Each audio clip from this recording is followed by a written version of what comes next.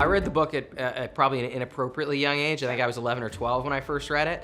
And so I approached this as a mega It fan, a mega Stephen King fan first and foremost. And so I had questions about the mythology and the secrets of Derry from the time I was 11 or 12.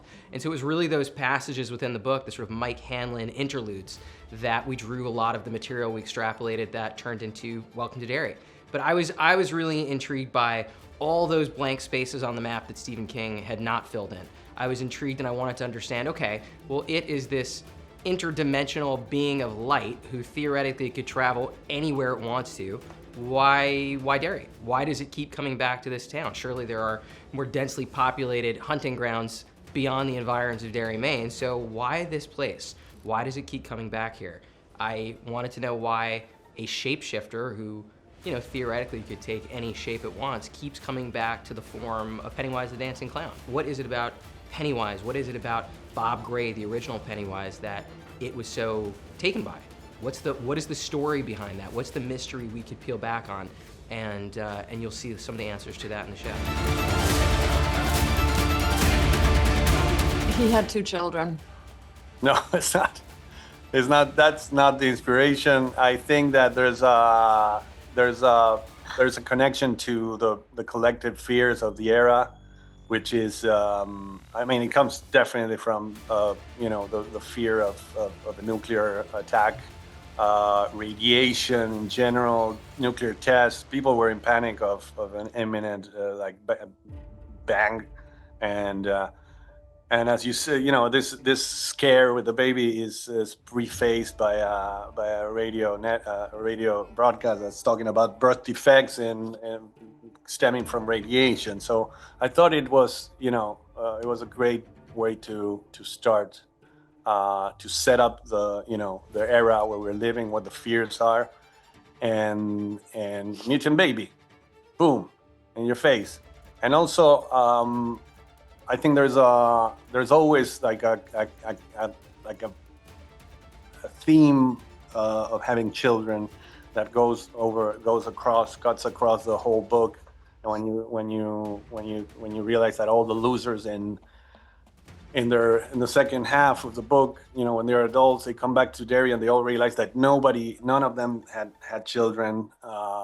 It sort of kind of talks about the fear or the horror of bringing kids to this world, which is full of horrors.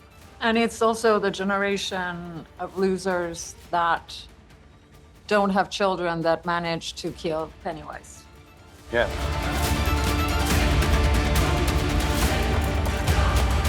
Honestly, it was really, really fun working on that scene, and the way we filmed the episodes was kind of cool. We filmed kind of backwards in a way, so that was like the last scene that we filmed. So it was, the last episode that we filmed. So it was really, really cool to film it, especially with everyone. And we filmed it in like different blocks and like different like chops. So not everybody filmed together, but also we filmed together in a way.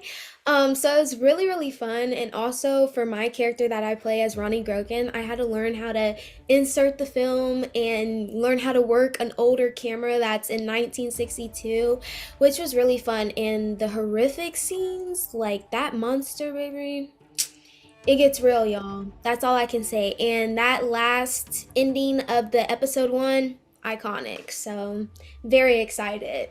I'm a big fan of like action-packed, horror sequences. So for me, it was super fun to get to do that, being drenched in blood and getting to scream and duck under the seats and see the kids climbing over the seats and getting flung in the air.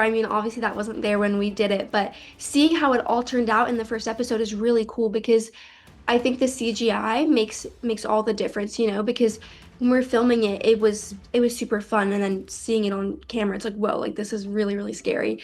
But yeah, I loved it. It was really exciting to film.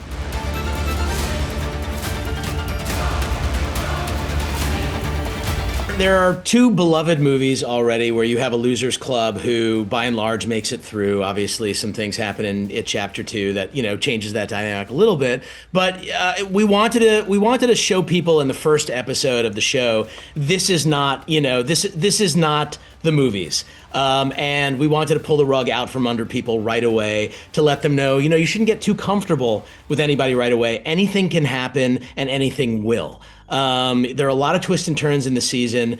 It is long form storytelling, so you can dig a lot more deeply into character. And we want to do that, and we want to understand who these characters are on the deepest levels. We want to get people absolutely invested in them. But from jump, we want people, to let people know that those people that you love, those people that are avatars for you going on this journey through Derry, they can die too. It is a real force. It is dangerous, and it's coming for everybody. So hopefully this new group that you come to love and experience this with will make it. And that's something we have to do simply because we know what happens at the end of It Chapter 2. We know the losers, in some sense, defeat It. So how do you create tension and fear and engagement in a television series where the main antagonist is probably going to be defeated, later on in a different cycle? Well, you engage, you invest the audience in the characters, and you create a different set of villains also, separate from It. And we tried to do that.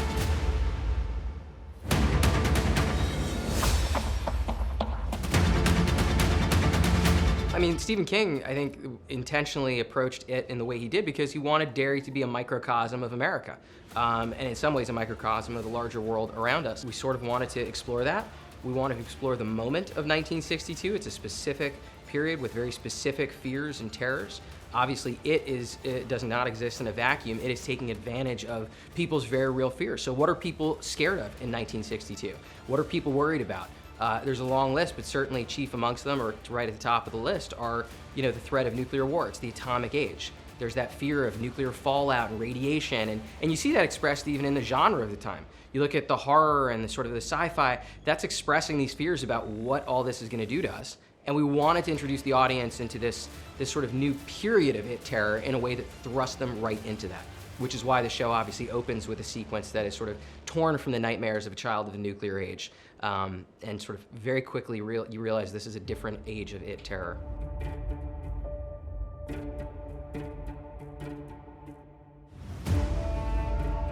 Am I just using him? I don't feel that's the case, because if I were, then I could do it by force. Francis Shaw is doing it a little bit more by coercion and trying to get him on his side and to see what he's doing is right.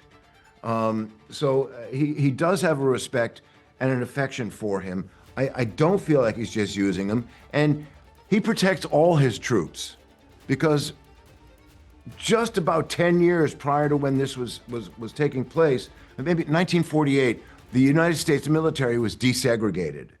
Prior to that, in World War II, black troops and white troops did not serve in the same units. That's why you had units like the Tuskegee Airmen. And they didn't serve in the same units, but then they integrated. And when the boss, the President Truman, said, we're integrating the troops, General Shaw was right on board. These are my troops, these are my guys, and it didn't matter what color they were anymore.